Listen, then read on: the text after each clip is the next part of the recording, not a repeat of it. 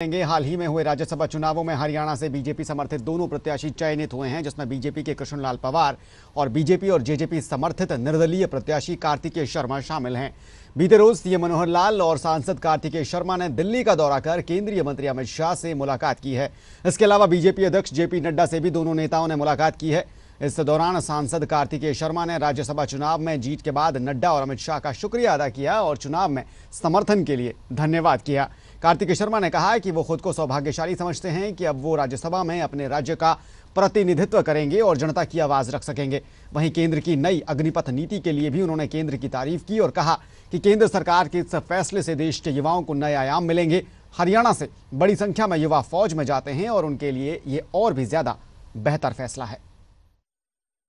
ये बस एक औपचारिक मुलाकात थी। जब मैं अपनी जीत के बाद उनका धन्यवाद करने आया हूँ, श्री जेपी नड्डा जी का भी और श्री अमित शाह जी का भी और भारतीय जनता पार्टी का भी, क्योंकि पार्टी की बहुत मदद रही और उनके आशीर्वाद से मेरी जीत संभव हो पाई। तो उनका आशीर्वाद लिया, उनका धन्यवाद किया और बधाई की। बस उन्होंने बहुत मुबारकबाद दी और कहा कि बहुत अच्छी जीत थी और उन्होंने कांग्रेचुलेट किया।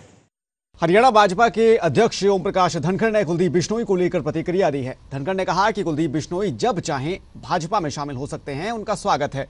कुलदीप कार्यकर्ताओं से सलाह ले रहे हैं, जल्द इस बारे में फैसला लेंगे।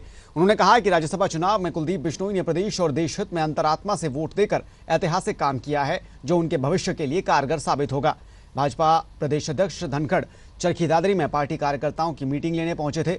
इस दौरान उन्होंने कार्यकर्ताओं को निकाय चुनावों में पार्टी की जीत के लिए जिम्मेदारियां सौंपी और पार्टी प्रत्याशियों की जीत के लिए आखिरी समय तक मैदान में डटे रहने की बात कही है। नगर पालिका नगर परिषद का चुनाव चल रहा है। मैं पूरे हरियाणा में इस चुनाव के प्रचार के लिए जा रहा हूं। कई स्थानों पर जाया हूं, कुछ स्थानों पर कल जाना है, कुछ पर परसों जाना है और दादरी में हूं। हमारे लिए सौभाग्य की बात है कि हमारे शहरी निकाय मंत्री भी कमल गुप्ता जी का दादरी से संबंध है, जैसे मेरा है। तो निश्चित रूप से दादरी के विकास में हमारे हिसाब की नगर पालिका बनने से, नगर परिषद बनने से चार चांद लगेंगे। तेजी के साथ विकास होगा, क्योंकि ये मौका हमको नियति ने दिया है, संयोग ने दिया है कि इस समय नगर निकाय मंत्री भी दादरी शहर से जुड़े हुए हैं और आने वाले समय में एक ऐसी दादरी जिसका सपना हम सब देखते हैं, उस प्रकार की दादरी जो है, चरखी दादरी जो है, वो खड़ी करेंगे।